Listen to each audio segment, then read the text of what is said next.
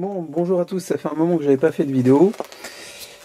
Pour cause, on a bien avancé comme sur la Firebird du beau-père. Voilà où en est le moteur. Donc ça n'a pas encore démarré, il y a encore pas mal de petites choses à régler, à voir autour. En l'occurrence, une partie de l'électricité sur laquelle je me fais chier depuis quelques jours, puisqu'il a fallu remodifier toutes les arrivées. J'ai déplacé même la batterie par rapport à l'endroit où elle se trouvait, puisqu'elle était sur le côté droit. Alors, effectivement, il y a certaines choses sur lesquelles je me suis pris un petit peu la tête. En l'occurrence, par exemple, le fil d'alternateur, tout ce qui est charge. Puisqu'au début, il y avait même des fils, je ne savais pas où ça allait. J'ai défait tout ça, il y avait un bordel dans les gaines qui était bien caché.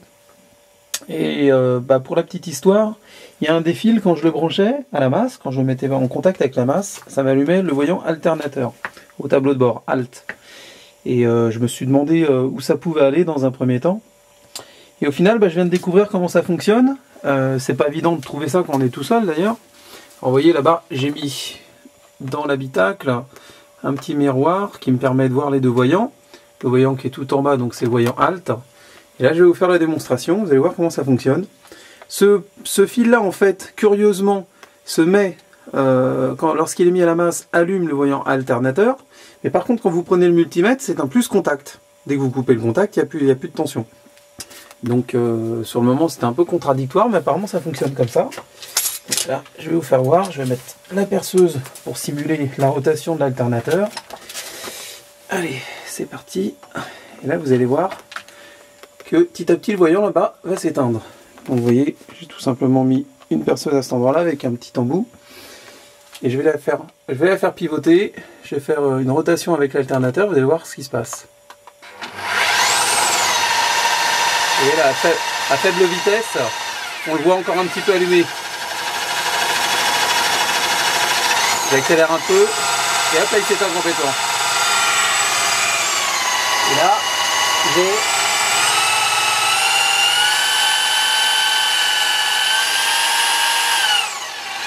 là, je suis monté quasiment à 14. Hein. Voilà, quasiment 14 de charge. Donc en fait, ce voyant-là finit par s'éteindre à partir du moment où on charge. Mais ce qui était un petit peu contradictoire et dans un premier temps, ce qui m'a induit en erreur, c'est que ce fil, en fait, mis à la masse, allume le voyant et pourtant présente un 12 volts contact.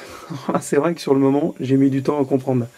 Voilà, ça c'est les petits aléas de la restauration d'une ancienne. Il y a toujours des trucs qui te font chier comme ça, avec lequel tu vas passer...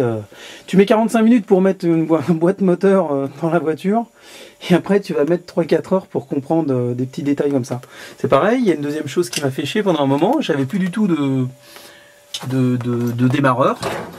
Tout l'ensemble fonctionnait pourtant bien. Et puis je fais mes essais, ça marche plus. Alors sur le moment, panique.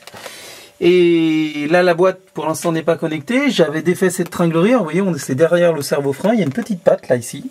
Je vais vous l'actionner pour vous faire voir. Ici, voilà, cette patte qui bouge, là.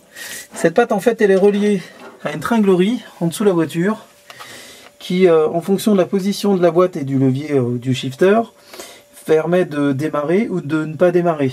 Donc, c'est une sécurité pour éviter, par exemple, de mettre un coup de démarreur si on se trouve en drive ou en prise. Donc en théorie, elle démarre que sur parking et sur neutre. Sauf que moi, c'était démonté et puis ça avait dû bouger au fil des montages comme ceux des 4 en 1 par exemple qu'on a passé cet après-midi. Et sur le moment, j'essaye de démarrer, je pense pas à ça. J'ai mis 1h30 avant de comprendre. Ce qui m'a mis la puce à l'oreille, c'est tout simplement que j'avais les feux de recul allumés. Voilà.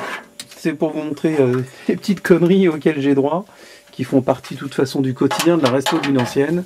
Il faut se faire une raison, il y a des moments où on passe du temps sur des petites conneries alors qu'on va abattre un gros boulot d'un seul coup sur des choses bien plus dures finalement physiquement. Mais en réalité, c'est les petites conneries qui vous feront perdre plus de temps. Voilà, je vous souhaite une bonne journée à tous et j'espère que ça va démarrer bientôt. Ça devrait, j'attends une dernière commande Summit. Et après, je pense que ça va faire un peu de bruit. Surtout qu'on va démarrer ça avec les 4 en 1 et les échappements pas connectés, hein, histoire de se faire plaisir un peu. Allez, bonne soirée à tous. Ciao.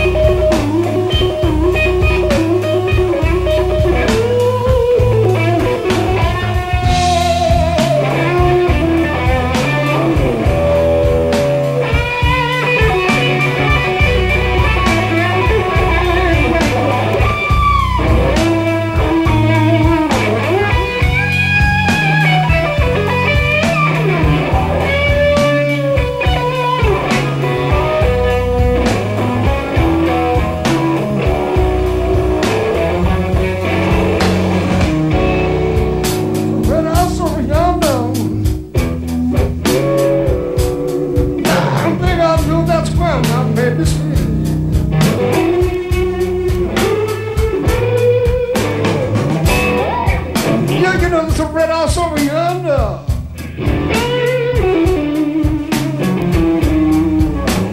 Lord, I believe that's where my baby stays.